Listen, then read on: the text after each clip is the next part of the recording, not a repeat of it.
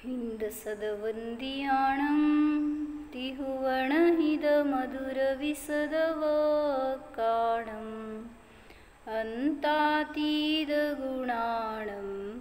नमो जिनाणं जिदववाणं। जय बोलो जय सेनाचार्य भगवान की जय। पंचास्तिकाय संग्रहामध्ये गाथा नंबर 106 बघत होतो आपण।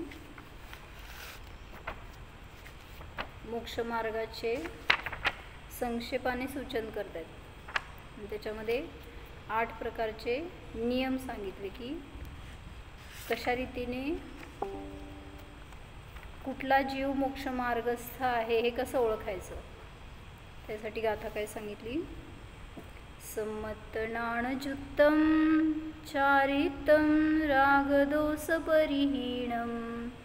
मोक्षस्सहवदिमग्गो भव्वाणं लब्धबुद्धीणं। मोक्षमार्ग हा सम्यक्त्व आणि ज्ञानाने युक्त आहे। सम्यक दर्शन सम्यक ज्ञानाने युक्त आहे। चारित्र मोक्षमार्ग आहे। रागद्वेषाने रहित आहे। मोक्षाचा आहे, मार्गच आहे। भव्यांनाच होतो, लब्धबुद्धीवाल्यांना होतो आणि क्षीणकषायी जीवांना होतो। ही सगळी विशेषणं याच्यामध्ये घेतली होती। तर क्षीणकषायी जीवांना होतो असं म्हणत असताना काय बघितलं होतं आपण त्याच्यामध्ये विशेष की अनंतानुबंधी मिथ्यात्वसहित अनंतानुबंधीचा उदय असणाऱ्या जीवांना होणार नाही। जेवढ्या अंशाने कषायाचा अभाव झाला तेवढ्या अंशाने तो वितराग झाला असं म्हणलं जातं। त्यामुळं तेवढ्याच अंशाने त्याला मोक्षमार्ग सुरू झाला। म्हणून तिथं काय घेतलं की एकाने विचारला प्रश्न की कषाय सहित जीवाला मोक्षमार्ग आहे का। बोला।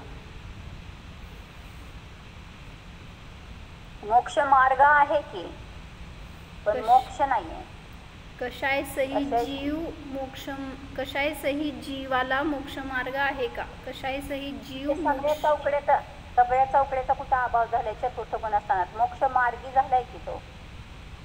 कसं म्हणायचं कषाय हे मोक्ष मार्गाचं कारण नाही। बरोबर। तर कषाय जिथं आहे तिथं नियमाने बंद मार्ग आहे, तो संसार मार्ग आहे। मग तिथं म्हणलं ना, म्हणून की तुम्ही म्हटल्यासारखं आता निर्विकल्प अनुभव घेतोय त्या समयात सुद्धा त्याला कषाय चौकडींचा उदय आहे। नष्ट झाले नाही आहेत सगळे कषाय अजून, पण जेवढ्या अंशाने म्हणलं की तो निष्कषाय आहे किंवा निर्विकल्प अनुभव घेतोय बुद्धिपूर्वक, तर तिथं तेवढ्या अंशाने तो मोक्ष मार्गस्थ आहे। जेव्हा सविकल्प दशेमध्ये म्हणा किंवा तिथं सुद्धा निर्विकल्प दशेमध्ये जेव्हा अबुद्धीपूर्वक तिथं कषायांचं कार्य चालू आहे, उदय चालू आहे, तर नियमाने बंधच आहे। कुणाचं बंध आहे सांगा चतुर्थ गुणस्थानवर्तीला।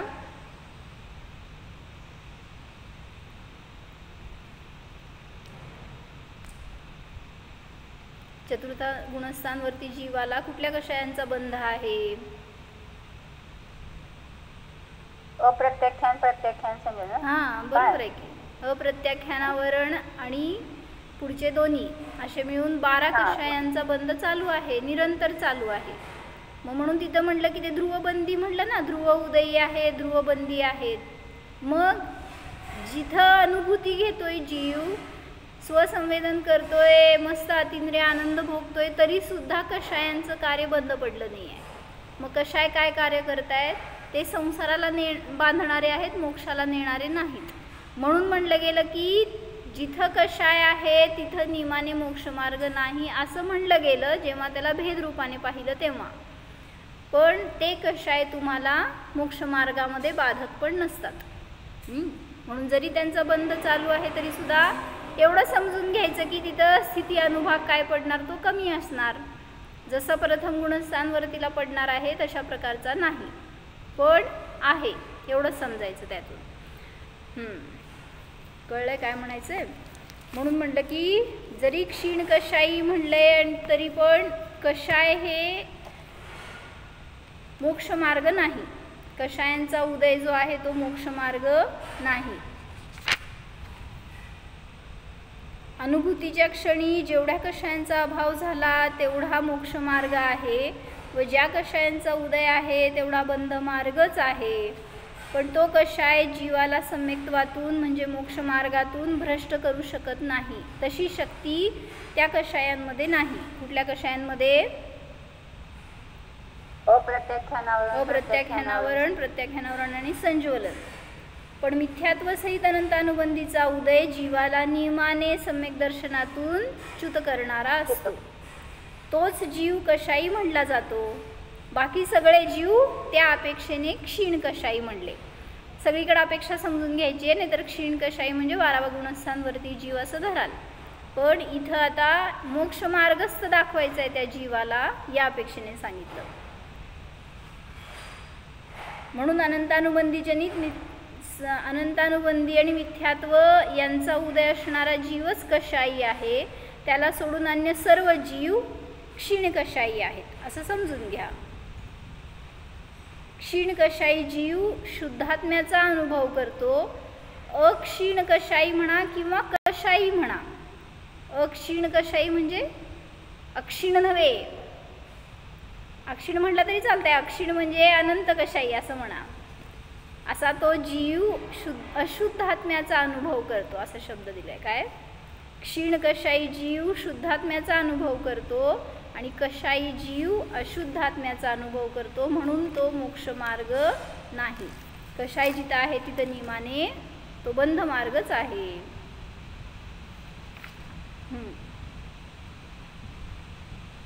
मग तिथे एकाने प्रश्न विचारला की रत्नत्रयाने मोक्ष मिळतो.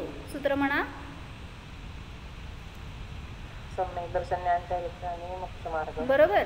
मान्य आहे तुम्हाला? पटतंय?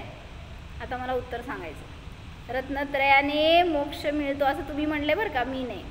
मग त्याच तत्वार्थ सूत्रामध्ये त्यांनी पुढे गेल्यावर सांगितलं सम्यक्त्व हे देवगतीच्या बंधाचं कारण आहे. असं का बरं कॉन्ट्राडिक्शन सांगितलं का नाही? देवाईच्या बंधाची कारणं सांगताना सराग संयम, संयमासंयम, पण त्या अपेक्षेने सांगा की अपेक्षाच सांगा आम्हाला काय म्हणून. इथं सम्यक्त्वाबरोबर असणारा शुभ भाव बंधाचं कारण आणि सम्यक्त्व म्हणजे वितराग भाव बंधाचं कारण नाही. म्हणून तिथे सांगायचंय रत्नत्रय जिथं प्राप्त झालं तिथं मोक्ष मार्ग आहे. पण त्याबरोबर जर अजून कषायांचं सत्व आहे, चारित्र मोहनी आहे, तर त्याचं कार्य नियमाने बंध आहे. म्हणून सांगतायत काय? कशाचा बंध करणार तो जीव? अप्रशस्त अशुभ प्रकृतींचा बंध करणार नाही. म्हणून म्हटलं प्रथम गुणस्थांवरती प्रमाणे त्या जीवाला संसार मार्ग नाही किंवा दुर्गतींचा बंध नाही, दुरायूंचा बंध नाही. मग कोणाचा बंध करणार? तर जे त्या रत्नत्रयाबरोबर होणारे सविकल्प अवस्थेतील शुभ भाव वगैरे आहे तर त्याच्या निमित्तात नियमाने देवायूचा बंध होतो. म्हणून तो जरी रत्नत्रयाने देवगतीला जातो, सम्यक्त्व हे देवायूचं बंधाचं कारण आहे असं म्हटलं तरी सुद्धा दोष नाही. कषायांचा अभाव करत जाणारा जीव नियमाने रत्नत्रयाने मोक्षाला जातो. पण ज्याचा रागांश शेष आहे तो स्वर्गाला जातो. म्हणून रत्नत्रय प्राप्त करणारा जीव मोक्षालाच जातो असे नाही. म्हणजे असं कोणी विचारलंय रत्नत्रय प्राप्त करणारा जीव मोक्षालाच जातो, हे बरोबर आहे का चुकीचं आहे? अपेक्षेने कथन आहे. म्हणजे मोक्षालाच जातो नाही, स्वर्गाला पण जाऊ शकतो. हा असं, कारण त्याच्यातून असणारा राग. बरोबर. भवपरिवर्तनाला ज्याच्या अंत आला आहे तर तो संपूर्ण कर्मांचा क्षय केला तर मोक्षाला जातोच. पण जोपर्यंत कषायांचा सद्भाव आहे, अजून कर्मांचा नाश झाला नाही सर्वथा, तोपर्यंत ते चारी गतीमध्ये फिरू शकतो. ज्यानुसार त्याला आयुचा बंध झालाय त्याच्या अनुसार. जर सम्यक्त्वातून च्युत झाला तर नरक तिर्यंच्या आदी गतींना सुद्धा जाऊ शकतो.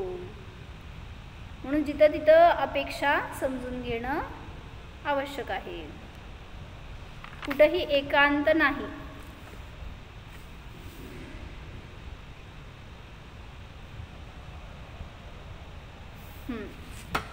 तर या काल काय बघितलं होतं आपण?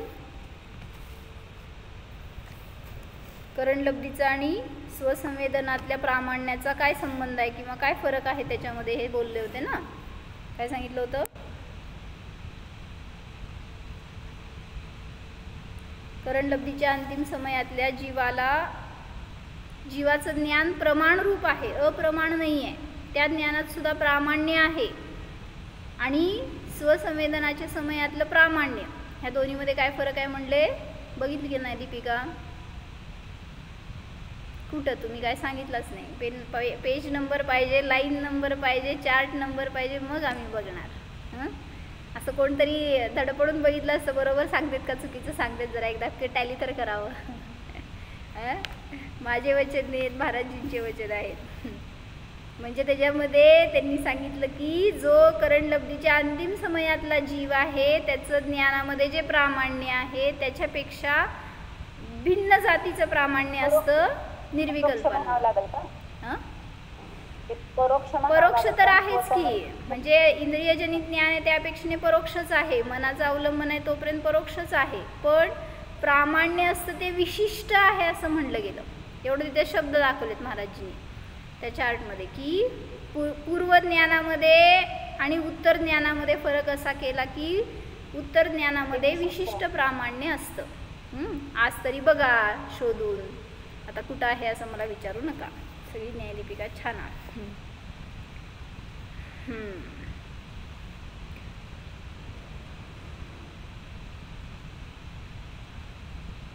प्रायोजनिक ज्ञान की विशेष अपेक्षा कथनी तो बहुत है, वर्णन का विस्तार भी गहन है, पर यह विस्तार भी जिन्हें नहीं मालूम वे भी आत्मस्वरूप की दृष्टि की संभाल करे.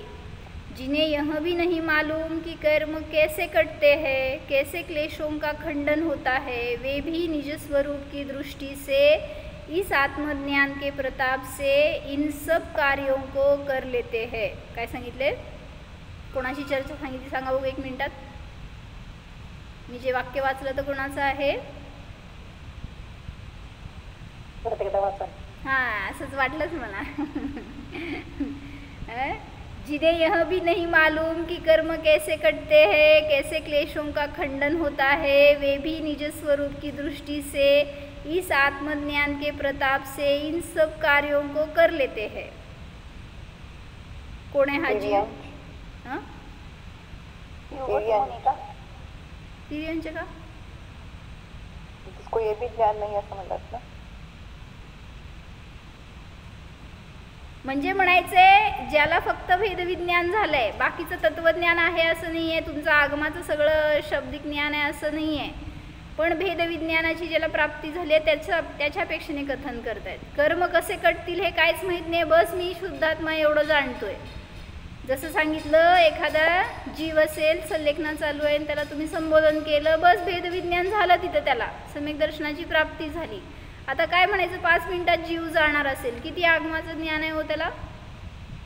कुठलाही असेल, मनुष्य, तिर्यंच, देव, नारकी, कोणी जीव असेल. असं हां बरोबर आहे. हे म्हणलं की आपण की जिथं आत्मज्ञान झालं तिथं सर्व ज्ञान झालंय, नाही असं नाही. पण तरी सुद्धा इथं आता त्यांची सांगण्याची अपेक्षा स्थूल आहे.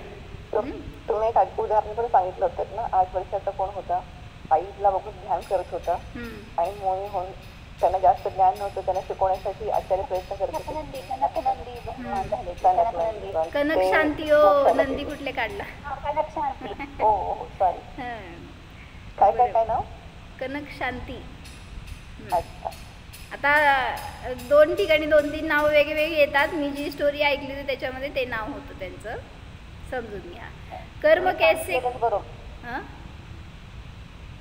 तुम्ही सांगितलेलं बरोबर आहे. नाही, परवा माताजींनी, छोट्या माताजींनी सांगितलं म्हणे, त्यात पण ती गोष्टीत नाव वेगळं होतं, स्टोरी हीच होती. आता कुठल्याही साहित्यामध्ये बघावं लागेल नाव, असं लय माहीत नाही आपल्याला. आम्हांनी काहीतरी उत्तर पुराणमध्ये वाचलं तर त्यात नाव वेगळं आहे, स्टोरी सगळी सेम हीच आहे असं ते म्हणत होते. कर्म कैसे कटते हैं, क्लेशों का खंडन कैसे होता है, ये मालूम नहीं है. वे निज स्वरूप की दृष्टि से आत्मज्ञान के प्रताप से इन सब कार्यों को कर लेते हैं. ज्ञान कर सकते हैं और समय हो, बुद्धि हो तो प्रत्येक दशा का ज्ञान करना चाहिए. म्हणून काल नैना काकी जितूबाई यांनी त्या चेन्नईच्या डॉक्टरांना उपदेश दिला. मग त्यामध्ये चर्चा चांगली झाली आहे, करते मी शेअर सगळ्यांना.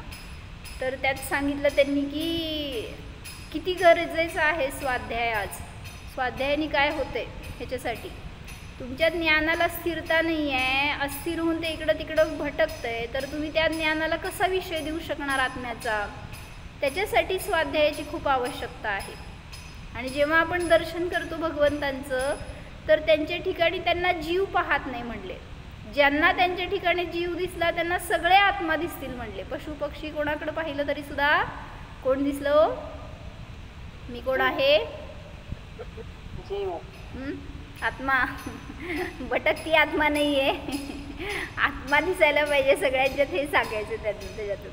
म्हणजे चांगला उपदेश सांगितलाय. आता नाही आणलं मी, ते बघू वाचू संध्याकाळी. काल मी न्यायाधिकेचं ऐकलं ना, त्यात पण एक आडनाव होता का नाही, त्याला देवदर्शन करतो का विचारलं. भाद्रपदात गेला होता का दर्शनाला, नाही म्हटले. मग ते सिंहाची गोष्ट सांगितली आपल्याला, मागच्या सांगितली की सिंहाचं मरताना काय हाल होते. दात सगळे पडलेले असते, नख गळून पडलेली असते, भूक तर लागलेली असते, पण कसं म्हणजे मरण होतं. तर म्हणले एक आहे, धार्मिक माणसांचं कोण नसतं म्हणले, मरताना कोण नसतं. आणि म्हातारं झाल्यावर कोण आपल्याला म्हणजे पुन्हा आवडत नाही कोणाला म्हातारे माणसे. आणि पुढच्या भावातलं त्या 4 गोष्टी जर लक्षात घेतल्या तर म्हणले आपल्याला जरा भान राहील की देवदर्शन केलं पाहिजे, स्वाध्याय केला पाहिजे, विसरून जातो म्हटले आपण. असं त्यांनी छान घेतलंय न्यायाधिकेत. काल दुपारी घेतलं. बरं, इथं घेतलं का मग अकलूजमध्ये? नाही, नाट्यपुत्याला ते काल मुलाला उद्देशून काल नव्हतं शास्त्र, काल दुपारचं शास्त्र नव्हतं. होय, मग परवाचा असेल. बरं, 4 गोष्टी काय सांगितल्या तेवढे सांगा. की धार्मिक जीवाचं कोणी नसतं. हा, बरं, म्हाताऱ्या माणसाचं कोणी नसतं, धार्मिक माणसाचं कोणी नसतं म्हटले. त्यांना म्हणणार की हो आमच्या अम्मा, पण आपल्या वाटतेच का म्हटले. बरोबर. आणि पुढच्या भाव आपल्याला कुठली गती मिळणार आहे याचा जर विचार केला तर सहजच आपली धर्मामध्ये प्रवृत्ती होईल. हे विसरलोय आपण. बरोबर. म्हणून सगळ्यांनी जागे राहा, जागरूक व्हा. स्वभावामध्ये जो जागा झाला तो भाव पार करू शकतो. काय म्हणते? कनक शांतीचं काय स्टोरी सांगितलं त्याने, ते लहान असताना आईला फॉलो करत होता, तो ध्यान करायचं. 8 वर्षाचा होता तेव्हापासून, त्याची 8 वर्षाच्या आधीपासून त्याची आई ध्यानाला बसायची. तो पण जाऊन बाजूला हातावर हात ठेवणार आणि ध्यानाला बसणार. काय येत होतं कळत होतं माहीत नाही, पण बसणार आईसारखं. काय म्हणते ते बघून फॉलो करतो ना आपण तसं. म्हणून अनुकरण जास्त केलं जातं तुमच्या शब्दापेक्षा तुमच्या क्रियेचं. म्हणून घरात तुम्ही कोणाला जास्त सांगायला गेलात तर कोण करणार नाही. तुम्ही जावा मंदिरात दर्शनाला, ते तुमच्या मागे येणार. तुम्ही शास्त्र ऐकायला बसा, स्वाध्याय करायला बसा, ते बसणार. ध्यानाला बसा, ते बसणार. तुम्ही त्यांना बसा म्हटला तर, जा पाठशाळेला म्हटलं तर नाही बसणार. म्हणून सांगितलं, असं मागं सांगितलं होतं ना, मी ध्यानाला बसले ना, माझ्या बाजूला येऊन बहिणींची पोरं बसतात चिलीपिली. काय करतात माहीत नाही, त्यांच्या हातात माळा देऊन ठेवायची, ते आपलं फिरवत राहतात पण बसतात. म्हणजे संस्कार हे शेवटी आपल्याकडे बघून करतात ते. तर तसं तो कनक शांती किती 5-6 वर्षापासून तसं बसायचं आईबरोबर. नंतर गेला कुठल्या संघामध्ये तर तिथं त्या मुनींचा चेहरा बघितला की परिणाम बदलले. 8 वर्षाचा झाला होता. आणि सांगितलं, आईला म्हणाला की मला आता घरी जायचं नाही आहे, मला त्यांच्याबरोबरच राहायचं आहे. ते किती सुखी आहेत, किती आनंदी दिसत आहेत, कसला चेहरा त्यांचा बेस्ट दिसतोय. असं ते बघून त्या मुनींना सोडायला तयार नाही. मग मुनींनी पण त्याला भद्र भव्य जाणून आईला सांगितलं तो राहू दे आमच्याजवळ. आणि झाली राहून दीक्षा झाली. दीक्षा झाल्यावर एवढ्या लहान मुलाला दीक्षा देत असतात का? देत असतात. जावा तुम्ही मागायला, तुम्हाला पण देतील. म्हणजे योग्यता बघूनच देणार मुनिराज आचार्य दीक्षा जे देतात ते. आणि मग दीक्षा एक जण बोला काय 8 वर्ष पूर्ण झाल्याशिवाय होणार नाही. सम्यक दर्शन प्राप्त झालं मुनींच्या उपदेशाने तिथं त्याला, आणि त्या ध्यानाची तर त्याला सवय होतीच. फक्त शास्त्र स्वाध्याय असं काय वर्बली तुम्ही जे करता तशा प्रकारचा स्वाध्याय काही नव्हता. असं काही द्रव्यश्रुताचं ज्ञान नव्हतं. पण जे भेदविज्ञान झालं ना, प्युअर होतं एकदम. आणि ते असं मस्त असते. जे भेळ मिसळलं असतं ना ज्याच्या ज्ञानामध्ये, त्याची प्युरिटी असं सहज वाढत जाते आणि लवकर वाढते. आणि मग ते एवढं लहान म्हणल्यावर संघात फिरायचं म्हणले, म्हणजे संघात राहायचे, कुठं चर्येला गेले की येत असताना त्याच्याबरोबर त्याची चर्या बघून असे छोटे छोटे हात, त्यांचा आहार घ्यायची पद्धत, हे सगळं बघून म्हणले अनेक जण प्रभावित व्हायचे. कोणाला न सांगता, प्रवचन नव्हते करत ते, पण सहज प्रवचन होत होतं. आणि मग त्यांना सोडायला जे यायचे ना जंगलात, तर सांगितलं अनेकांनी तशीच दीक्षा घेतली मागं येऊन. ह्यांना त्याचं काय नाही, काय माहीत पण नाही काय करतात आणि काय नाही, त्याच्याकडं लक्ष पण नाही त्यांचं. बस त्यांचं बघून लज्जित व्हायचे लोक. आपण इतके मोठे झालो, किती झालो, म्हणजे हे एवढंसं छोटं असून इतकं पुरुषार्थ करू शकतायत, तर आपण का नाही, असं त्या लोकांना आत्मपरीक्षण असायचं त्यावेळेस. तुम्हाला किती होते हो? माझ्याकडं बघू नका, जो दे त्या कनक शांतीकडं बघा. ते छोटा होता, मी नाही आहे छोटी. त्याच्याकडं बघून लोकांना वैराग्य व्हायचं, असं खजील व्हायची लोक की आपण किती मोही आसक्ती बनलोय, आपल्याला सुद्धा संसार सोडायला पाहिजे. आणि अनेकांनी जाऊन दीक्षा घेतली. आणि मग एक दिवस सांगितलं असंच, ते अनेक काळ गेला मध्ये, आणि ते ध्यानावरच त्यांचा जोर असायचा कनक शांती मुनींचा. आणि मग ते ध्यान करायला एकदा जंगलात उभारलेले असताना उपवास घेतला होता त्या दिवशी त्यांनी. आचार्यांची आज्ञा घेऊन जंगलाच्या मध्यभागी गेले ध्यानाला म्हणून. मग सकाळ दुपार संध्याकाळ झाली तरी परतले नाहीत. म्हटल्यावर आचार्यांनी संघातल्या मुलींना बोलवलं, थोडंसं गायडन्स केलं सगळ्यांना की ते छोटे आहेत, त्यांना सगळेजण समजावून सांगा. कोणी उपाध्याय होते त्यांना म्हटले तुम्ही शिक्षा द्या, त्यांना सगळं शास्त्राचं ज्ञान द्या. जे सामान्य मुनी होते त्यांना म्हटले तुम्ही वयोवृत्त करा, त्यांच्या आहारावर लक्ष ठेवा, त्यांच्या शरीराची वाढ आहे आता, ही वाढीचं वय तर आवश्यक सामग्री जायला पाहिजे. सगळं असं समजावून सांगितली चर्या सगळ्यांना. आणि वाट बघितली, अजून आले नाहीत म्हटल्यावर 2 मुलींना पाठवलं जंगलामध्ये, कुठं आहेत बघून ये म्हणून. पुढं काय झालं? कनक शांती भगवान की जय. ते वर दुंदुबी वाजवत होते ना. हा, सगळं माहित आहे तुला, मला विचारायली परत. नाही, मला ते स्टार्टिंगचं माहित नव्हतं की ते आईला फॉलो करत होते, हे माहिती नव्हतं. फक्त काय म्हणत होतं की ते जंगलात जाऊन ध्यान करत होते आणि ते शोधायला गेले आणि तिथून वर देव चाललेले. मग समजलं की त्यांना केवळ ज्ञान झाले. आणि मग परत आल्यावर इथं मुनींना कळालं नाही का आचार्यांना, त्यांना तिथं केवळ ज्ञान झालं. देव दुंदुबी वाजायला लागली, सगळे देव तिकडं कल्याणी करायला जायला लागले. हे बघितलं की आचार्य सुद्धा दर्शनाला सुद्धा गेले. म्हणजे कोण कधी वर जाईल, काय म्हणायचं, पुढं जाईल सांगता येत नाही. वर म्हणू नका, म्हणजे कोणाचं कसं उद्धार होईल, कधी होईल सांगता येत नाही. गुरुच पहिला जायला पाहिजे असं नाही, शिष्य सुद्धा. ज्याची म्हणलं ना अंतरंग निर्मळता वाढत गेली सहज तिथं. आणि लवकर करा, तुम्हाला करायचं आहे ना जर मोक्ष मार्गस्थ व्हायचं योगिताताई, लय काय म्हणायचं, दात पडले, केस पडले, सगळ्या हातपाय पडली, त्या काय म्हणायचं, सगळी शक्ती संपली अंगातली. आणि त्यावेळेस तुम्ही म्हणताय आम्ही घेणार दीक्षा म्हणल्यावर किती करणार हो तुम्ही साधना. म्हणून निर्णय लवकर करा जे काय करायचं आहे. आपल्याला घरात राहतोय ना, इतकी विरक्ती असावी की त्याच्यामध्ये आपल्याला अडकायचं नाही. सतत भेदविज्ञानाची धारा ठेवा तर सोपं आहे. काय झालं? ज्ञान कर सकते है और समय हो, बुद्धी हो तो. हां, हे सांगत होते मी. बुद्धी नाही आहे का तुमच्याकडं? क्षयक्षम भरपूर आहे. तुम्ही बाहेरचं सगळं ज्ञान करण्यासाठी पुरुषार्थ करताय, पण स्वाध्याय करायला बसल्यावर हे समजत नाही, वेळ नाही, अशा कारणांनी आपण त्यापासून दूर जातो. तर सांगतायत की हे योग्य नाही. म्हणून बुद्धी आहे तर ती इकडं लावा. जेवढं जास्त स्वाध्याय करू शकता तेवढं करा. कारण तुम्ही, मग त्यांनी प्रश्न विचारला त्या डॉक्टरांनी जितूबाईंना की म्हणले मोक्षाची इच्छा करायची की नाही. मग ती इच्छा पण आकुलतेलाच कारण आहे की. मग इच्छा पण बाधकच आहे ना. मग इनिशियल ती असणार, पण नंतर ती पण हटणार. हां, म्हणजे सांगितलं विकल्पाच्या भूमिकेत तुम्ही संसाराची इच्छा करणारच. निर्विकल्प असताना तर कसलीच इच्छा नाही आहे. पण जेव्हा सविकल्प दशेत असतात त्यावेळेस कुठली तरी अन्य इच्छा करणार, ती अप्रशस्त राग झाला.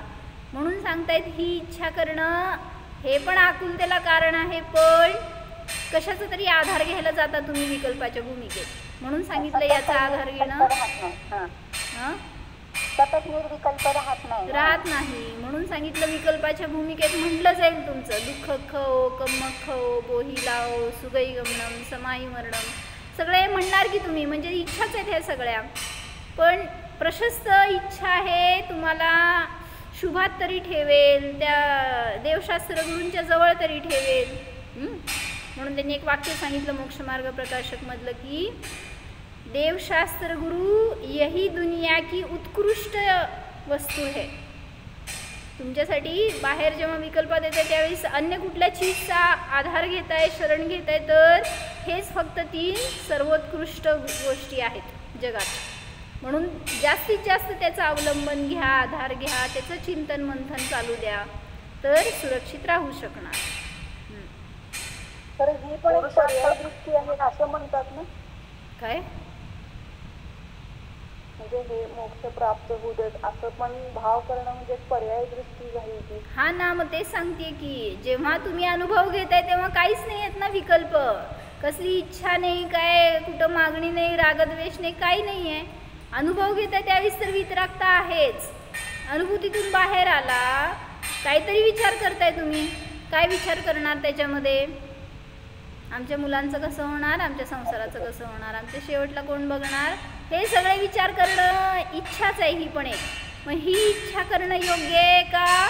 मला माझ्या आत्मध्यानामध्ये सतत राहता यावं याच्यासाठी मी स्वाध्याय करायला पाहिजे, किंवा निरंतर काय म्हणायचं, एकतर देवशास्त्र गुरूंच्या सानिध्यात, उपदेशात असं राहायला पाहिजे, ही इच्छा करणं चांगलं. करणार तुम्ही कुठली ना कुठली इच्छा करणार, कशायांचा उदय आहे तुम्हाला अजून. म्हणून सांगतायत बाहेर विषय न जाण्यासाठी, परविषय न येण्यासाठी हा विषय धरा. काय म्हणलं नाही ना काकी, कोण बोललं दुसरं? मी म्हटलं पुरुषार्थ म्हणजे पुरुषार्थचा अर्थ काय?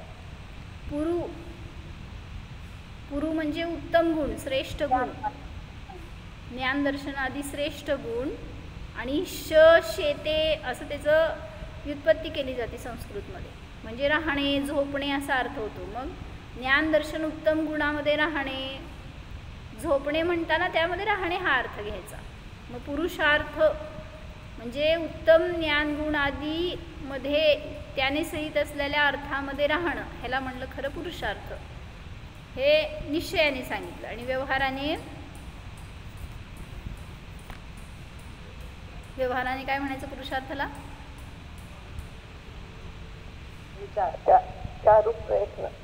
हां, जे कार्य करताय त्या अनुकूल जे व्यापार करतो त्याला म्हणलं पुरुषार्थ. त्याच्या अनुसार जे काय तुम्हाला इष्ट आहे त्याच्या अनुसार जे काय प्रयत्न केले जातात त्याला म्हणलं पुरुषार्थ. पण मग करणारा मी नाही तर मग ते करता बुद्धी तिथं का नाही असं विचारल्यानंतर मग काय सांगायचं? यह परिणमतीस करता मी नाही आहे, मग उपादानच पुरुषार्थ म्हणलं जातं, उपादानातच पुरुषार्थ घडतो. म्हणून बाहेर कशात पुरुषार्थ करू शकत नाही आपण. जे परिणमन करणारा आहे ना तो स्वयं करता आहे, आणि परिणमनच त्याचं कार्य आहे. मी दुसऱ्याला काय करतो हे म्हणणं चुकीचंच आहे. समोरचं तुम्हाला म्हणेल तू माझं काय करते म्हणून. जे होतं ते सहज होतं हाच पुरुषार्थ झाला ना.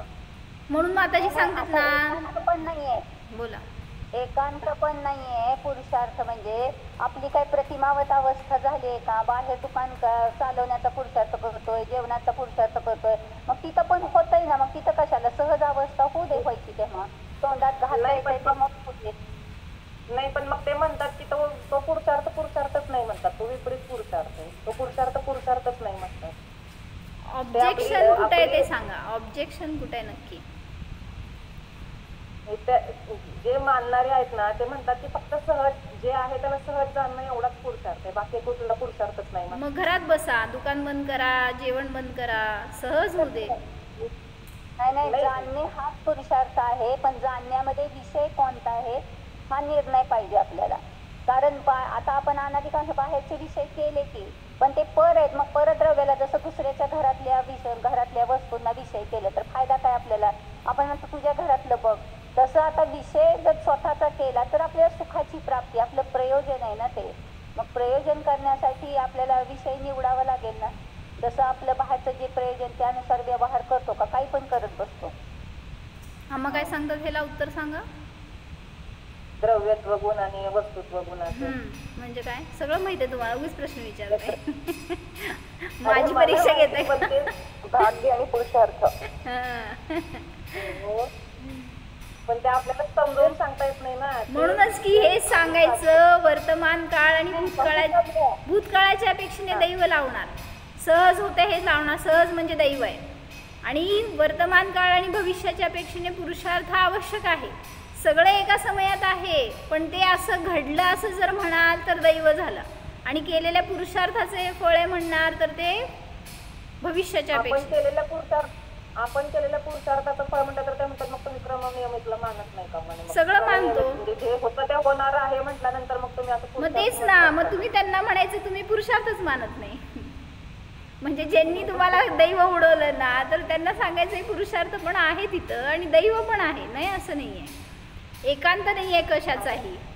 मग जे भाग्यवादी म्हणलं ना दैववादी आहेत त्यांना सुद्धा सिद्धी नाही झाली आणि म्हणजे फक्त पुरुषार्थानेच कार्य होतं म्हणतात त्यांना सुद्धा सिद्धी नाही झाली. दोन्हीच्या अपेक्षेने कार्य होणार आहे. कोणाची स्टोरी सांगितली होती याच्यासाठी, 2 लाडूंची. पुरुषार्थ बोल.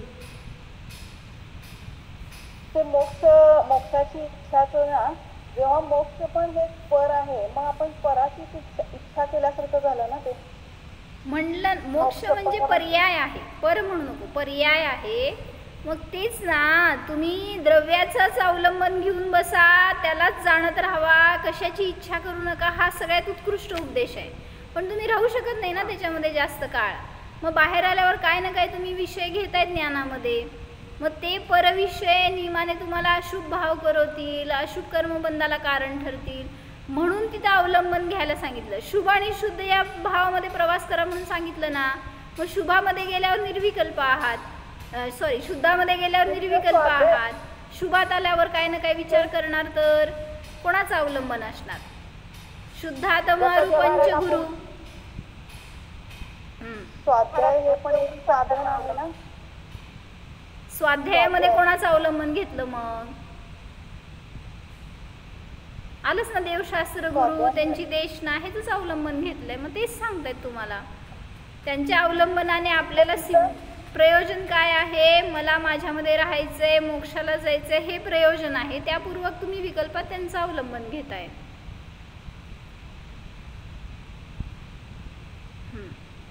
मी काय सांगत होते, खरं तिथं आपण अशी इच्छा करत नाही ना की आपल्याला मोक्ष, म्हणजे आता आपण एक ध्येय ठरवलंय तर ते सारखं आपण ते कंटिन्यू तेच म्हणत बसत नाही की मला मोक्षाला जायचं. हो ना, म्हणतच नाही, म्हणायचं पण नाहीये. ते दुकानात बसलेला माणूस किती वेळा म्हणतो मला धन पाहिजे, धन पाहिजे, धन पाहिजे म्हणून.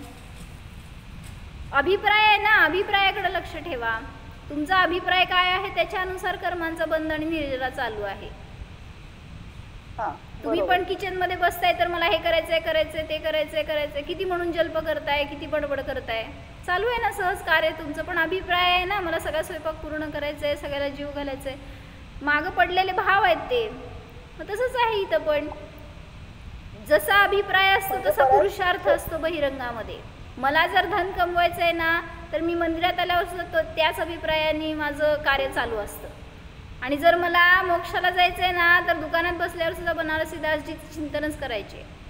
म्हणजे शेवटी तुम्ही बाहेर कार्य काय करताय त्याच्यावर नाही आहे, तुमच्या परिणतीमध्ये काय आहे त्याच्यावर अवलंबून आहे, अभिप्रायामध्ये.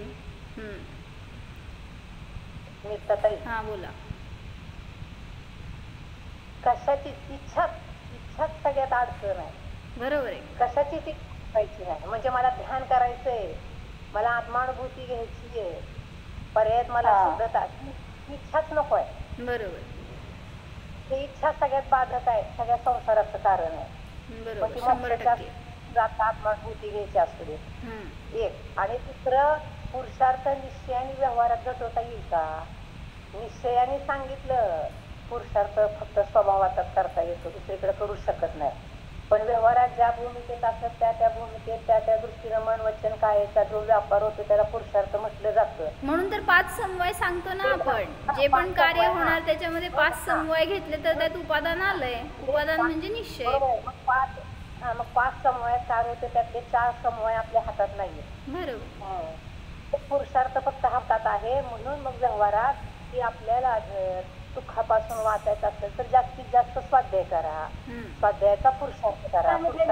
समितीचं पालन, महाव्रताचं पालन, अनुव्रताचं पालन हा व्यवहारातलाच पुरुषार्थ आहे ना. बरोबर. पुरुषार्थ आवश्यक तुमच्यासाठी पण सांगितले काळजी. कशासाठी सांगितले मग? जास्त रमू नका, संसारात राहू नका, हेच तर उद्देश आहे मागं. निश्चय व्यवहाराची गफलत नाही करायची. नाही तर उद्या स्वयंपाक करायचा मी पुरुषार्थ करणार नाही कारण मी करूच शकत नाही. म्हणजे तसं नाहीये ना. एकांत नाही, कुठल्याही गोष्टीचा एकांत करणार तर नियमाने तुम्हालाच दुःख भोगावं लागणार. सगळा समतोल व्यापार असावा.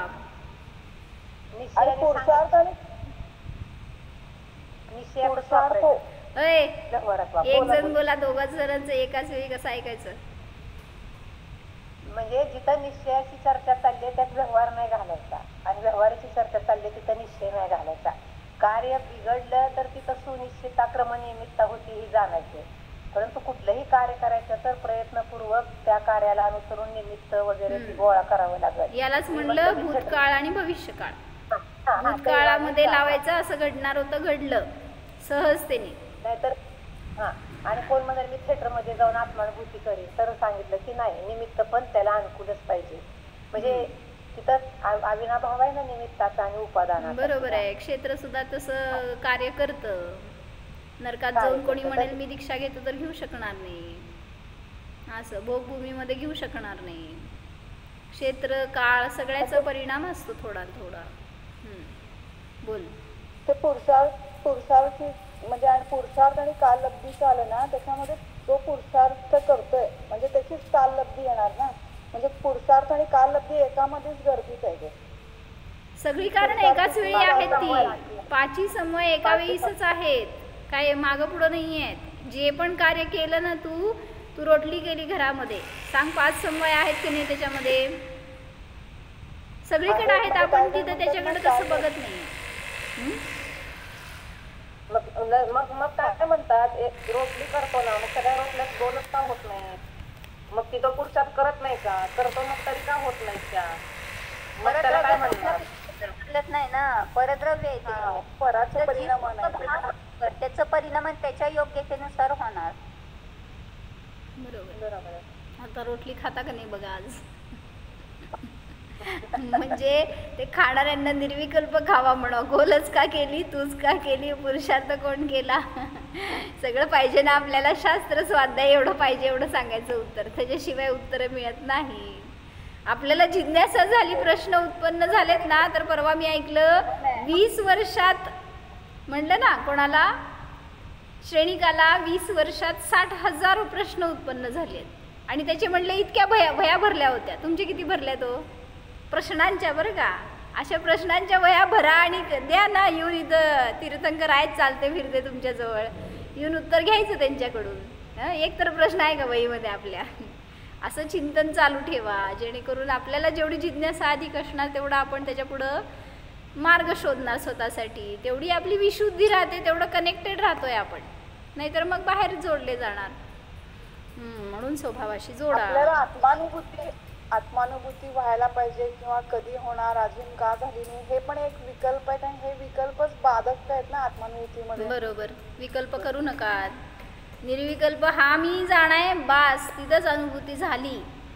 दुसरं काय करायला जायचं नाही आहे. विचार जितके विचार करणार आहे तितकं आकुलता असणार आहे, जितकं विचार करणार तितकं अजून बाहेरच राहणार आहे. म्हणून निर्विकल्प जाणायला पाहिजे. जिथं जाणलं तिथं आनंद प्रगट झाला.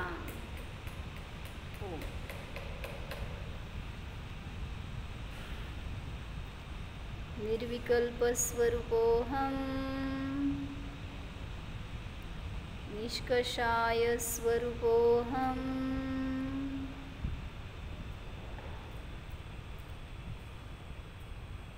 ॐ